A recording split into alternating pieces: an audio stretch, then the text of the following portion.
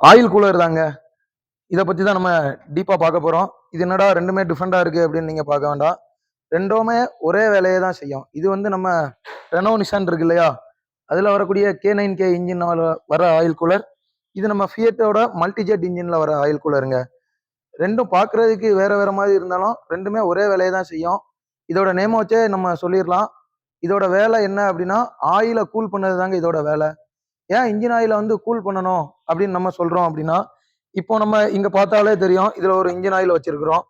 இத வந்து பார்த்தீங்க அப்படின்னீங்கன்னா 5W40 அப்படின்னு போட்டிருக்காங்க கிரேடு. இது என்ன அப்படின்னா, இந்த வின்டர்ல இதோட விஸ்காசிட்டி நம்பர் இருக்கு இல்லையா? அது 5ஆவும், சம்மர்ல 40ஆவும் இருக்குங்க. இதே இன்ஜின் உள்ள நம்ம ஊத்துனதுக்கு அப்புறம் பார்த்தோம் அப்படின்னா, இதோட விஸ்காசிட்டி இருக்கு இல்லையா? அது ரொம்ப கம்மியாகிரும். ஏன் அப்படின்னா, அதோட டெம்பரேச்சர் கூடுது இல்லையா? டெம்பரேச்சர் கூடுனால ஆட்டோமேட்டிக்கா அதோட டென்சிட்டி கம்மியாகும் அப்படின்னு நம்ம சயின்ஸ்ல படிச்சிருப்போம். இப்போ இதை ஏன் நம்ம வந்து டெம்பரேச்சரை மெயின்டைன் பண்ணணும் இன்ஜின் ஆயிலோட அப்படின்னா, இப்போ இந்த இன்ஜின் ஆயிலோட டெம்பரேச்சர் அதிகமாக அதிகமாக இன்ஜினை வந்து இந்த இன்ஜின் ஆயில் வந்து கூல் பண்ணக்கூடிய அந்த தன்மை வந்து குறைஞ்சிருங்க. இன்ஜின் கூல் ஆகலை அப்படின்னா அதுக்கு இருக்கக்கூடிய மெட்டல்ஸ் இருக்கு இல்லையா? உள்ள வெளியே போயிட்டு வரக்கூடிய அந்த piston, crankshaft bearings, connecting rod bearings அது எல்லாமே எக்ஸ்பேண்ட் ஆகும். அது எக்ஸ்பேண்ட் ஆகுனா என்ன ஆகுது? சீஸ் ஆயிரும்னு சொல்றாங்க இல்லையா? எக்ஸ்பேண்ட் ஆகுனா மெட்டல் வந்து திருப்பி அதோட பழைய தன்மையை வந்து வராது. ரப்பர் மாதிரி இழுத்துட்டு விட்டா அதே பொசிஷனுக்கு வராது. ஒன்ஸ் அது எக்ஸ்பேண்ட் ஆகி விரிவடைஞ்சிச்சு அப்படின்னா அவ்வளவுதான். திருப்பி அது வந்து அதே ஸ்டேஜ் தான். ஸோ பிஸ்டன் மேலே கீழே போயிட்டு வரும்போது உள்ள இருக்க ரிங்ஸ் எக்ஸ்பேண்ட் ஆயிட்டு அப்படின்னா பிஸ்டன் மேலே கீழே போயிட்டு வரும்போது என்ன ஆகும்? ஸ்டக் ஆயிரும். அந்த மாதிரி நடக்காம தடுக்கிறதுக்கு தாங்க இந்த ஆயில் கூலர் யூஸ் பண்றாங்க.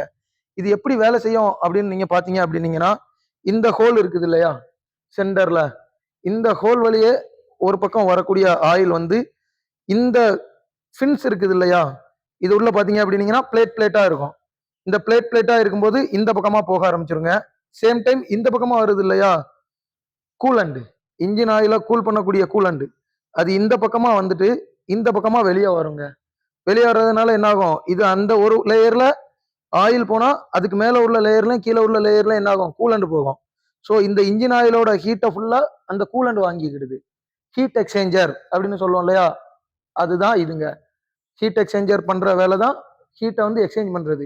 ஸோ இது இங்க இருந்து ஆயில்ல இருக்க ஹீட்டை கூலண்டுக்கு எக்ஸ்சேஞ்ச் பண்ணுது. இந்த கூலண்ட் வந்து என்ன ஆகும் அப்படின்னா, ஒரு பர்டிகுலர் டெம்பரேச்சர் வந்த உடனே இங்க வாங்க. இங்க வந்து பார்த்தா தெரியும். இங்க ஒரு ஃபேன் இருக்குது இல்லையா?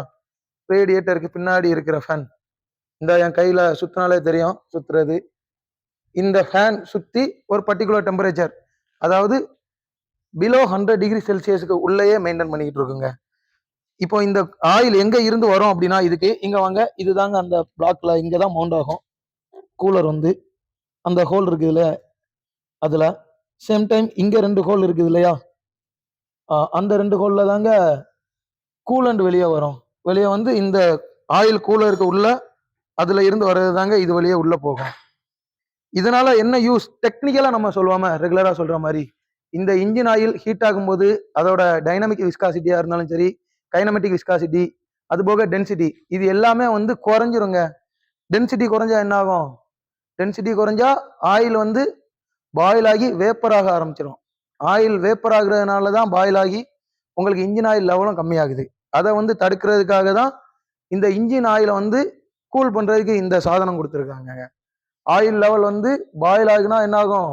இன்ஜின் ஆயில்னா என்ன? பேஸ் ஆயிலும் அடிட்டிவும் சேர்ந்தது தான் இன்ஜின் ஆயில்.